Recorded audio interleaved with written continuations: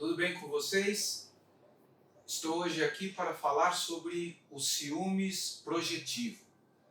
Na verdade, eu escolhi esse tema frente a uma reflexão que fazia recentemente sobre um texto do Freud, onde ele debate, a questão propriamente dos mecanismos neuróticos ligados ao ciúmes.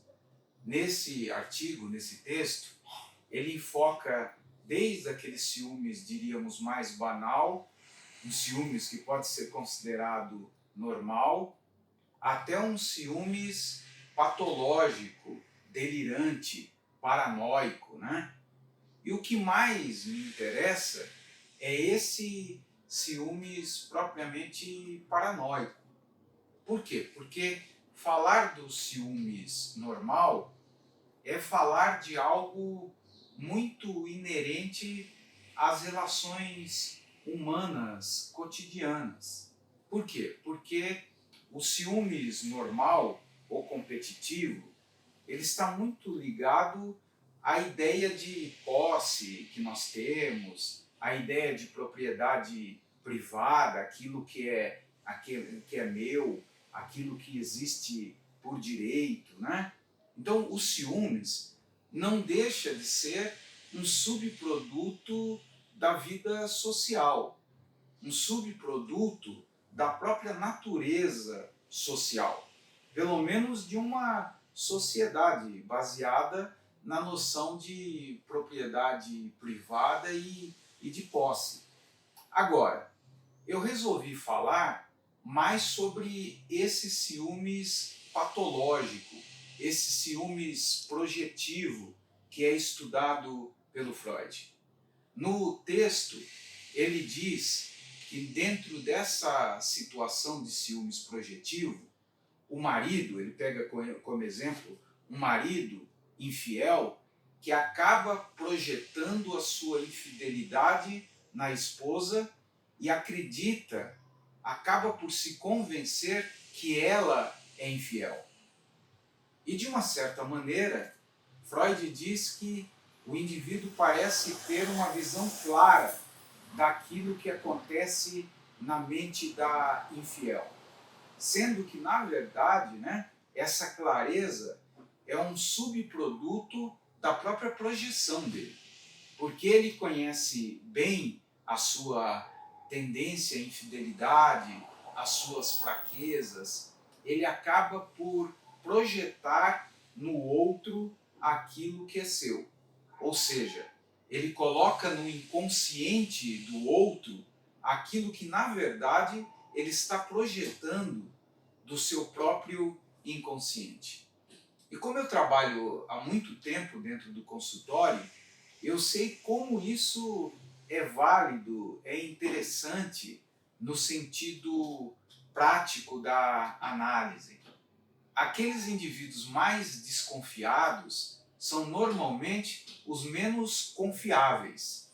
Aquele indivíduo, que suspeita demais da honestidade do outro, da fidelidade do outro, da honra do outro, na verdade, ele tenta, a partir dessa desconfiança crônica, normalmente encobertar aquilo que está no seu próprio inconsciente. Ele tenta, maquiar, camuflar aquilo que no fundo anima a sua mente. Portanto, eu quero que vocês entendam que dentro dessa ideia de ciúmes projetivo, nós temos um processo de graduação que sai do ciúmes normal até um certo ciúmes patológico que faz com que o sujeito passe a caçar o parceiro como se fosse verdadeiramente um criminoso. Passa a buscar no outro todas as imperfeições que são projetadas do seu próprio íntimo.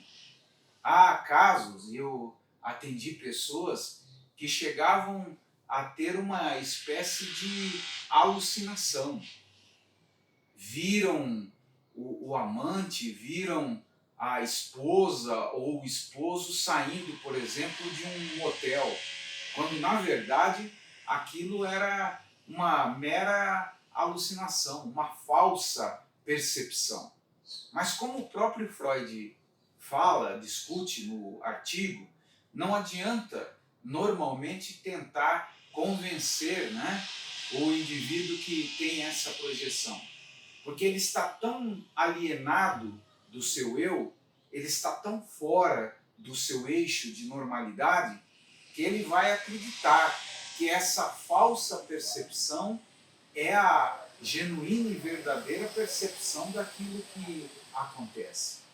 Então notem que esse processo ruidoso, esse processo, né, de cisão, vai gerar delírios e alucinações em alguns casos.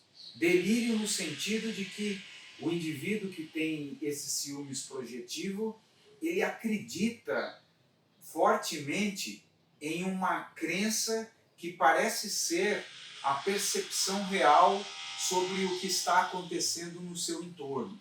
Isso é chamado de delírio. Delírio está mais ligado ao campo da ideação, da crença. Na psicose, o delírio é exatamente aquilo que faz com que o psicótico fique em si mesmado, preso na sua própria verdade, que na verdade não é uma realidade, sim um falseamento do mundo. No ciúmes, né, patológico, nesse ciúmes projetivo, o sujeito cria crenças delirantes, crenças que fazem com que ele busque no outro aquilo que parece, né, ser algo real. E isso faz com que alguns desses indivíduos cheguem a agredir, a machucar, a ultrajar o outro porque acredita que o outro é um traidor, que descobriu algo que na verdade não descobriu no sentido real do termo, mas descobriu do seu inconsciente. Tirou a coberta do seu inconsciente e acabou projetando algo que era seu. Esse é um processo interessante no caso do ciúmes projetivo, um certo animismo. O indivíduo acaba animando o outro e aquilo que está no seu entorno com o seu próprio ânimo, com as suas emoções. Por isso, se ele sente desejo de trair, se ele se vê levado, né, por forças impulsivas a não ser fiel, honesto, ele vai sentir isso tudo no outro. E de uma certa maneira, isso age como um mecanismo de defesa. Por quê? Porque ele acaba se eximindo de um processo de autoanálise. Ele acaba não enxergando algo que ele deveria enxergar em si próprio, enxergar na sua própria vida íntima, mental. Mas como não quer esse processo genuíno de autoanálise, ele projetará no outro e animará, ou seja, colocará projetivamente emoções que são suas no objeto.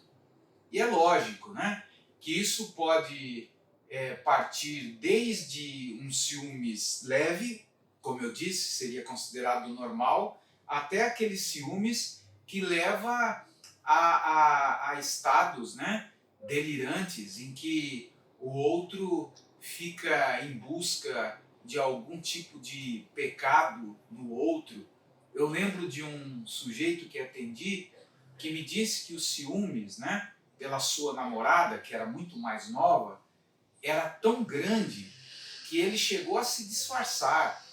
Colocou um boné, uma barba e um bigode postiços para seguir a pessoa. Não encontrou propriamente nada naquele momento. Mas a questão central é a perturbação. O quanto esse ciúmes projetivo pode ser alienante. O quanto a ansiedade pode ser precipitada a partir desse ciúmes projetivo. O sujeito com esse tipo de ciúmes patológico, antes de tudo, é um perturbado. É alguém que não consegue dormir, né, em uma cama leve, porque parece que o mundo lhe pesa. A suspeita de traição, a suspeita de ser passado para trás, acaba atormentando. Quando, na verdade, normalmente isso é um processo de projeção. O indivíduo está colocando aquilo que não quer enxergar em si próprio. E aí, dependendo do estado de alinhamento, dependendo do estado, né, de cisão da personalidade, o indivíduo pode ter delírios, crenças, né, muito fortes de que está sendo traído, ou pode até mesmo ter alucinações. A alucinação já entra nos distúrbios da percepção. O indivíduo pode ver, sentir, ouvir algo que nem existe. Vejam, né, como essa distância que o sujeito toma da sua própria realidade interna pode configurar num perigo. E é lógico que o indivíduo que tem esse ciúmes projetivo, ele é normalmente um indivíduo muito inseguro, é um indivíduo muito carente. Por isso, essa insegurança abre um campo ainda maior para que o indivíduo passe a desconfiar daquilo que nem propriamente deveria desencadear esse sentimento. Vejam que o que eu estou dizendo é que não importa a natureza do amante, do objeto. A pessoa pode ser até muito fiel, pode ser uma pessoa boa, honrada, mas ele será visto dentro desse processo patológico como o pior dos seres humanos, o mais infiel.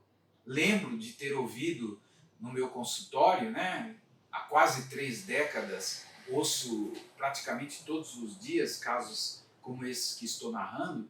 Lembro do marido que acabou por espancar a esposa por vê-la com outro homem. Só que o outro homem aí em questão era o irmão da mulher espancada, né? Depois que ele ficou sabendo, ele pediu desculpa, mas é como se, ao ver de longe, ele visse algo muito diferente da realidade. E aí nós temos exatamente essa projeção, o fato do indivíduo sofrer uma forte cisão. O indivíduo acaba, né, percebendo não uma verdadeira percepção, mas uma projeção daquilo que o indivíduo teme e, ao mesmo tempo, seria capaz de fazer. É isso que tentei passar, né, nesse vídeo, que ao mesmo tempo que a projeção tem a ver propriamente com o medo normal de ser traído, também tem a ver com o próprio desejo do indivíduo que teme ser traído de trair. E quanto mais desonesto, quanto mais o indivíduo nega a si mesmo o acesso à sua vida íntima, mais ele desconhecerá o outro. Por isso, o processo de projeção é um processo que gera um desconhecimento do objeto e um autodesconhecimento da sua própria vida mental. O indivíduo não se autoanalisa, não se percebe, né, intimamente como é, e infelizmente acaba por deturpar também a natureza do objeto. Vejam como esses estados mentais podem ser preocupantes. Uma pessoa que tem esse delírio projetivo muito intenso, alguém que se torna, né, desconfiado e às vezes agressivo, deve buscar ajuda. Muitas vezes isso é um sintoma de uma desorganização mental, de algo que está piorando. e que, se não for tratado, pode levar o indivíduo a um estado maior de cisão mental. Por ora, eu acho que é o suficiente, não quero aborrecê-los com informação demais. Num outro momento volto a falar de um tema próximo, né, que trata sobre a questão do ciúmes patológico. No momento, gostaria de agradecer a todos vocês, pedir para que você deixe o seu like, divulgue os nossos conteúdos. Nosso canal vai pouco a pouco crescendo, tem ganhado campo, tem feito pessoas, né, debaterem nos comentários. Deixe o seu comentário, é muito importante até para que possamos subir, possamos alcançar mais pessoas no YouTube. Eu agradeço, um grande abraço e até a próxima vez.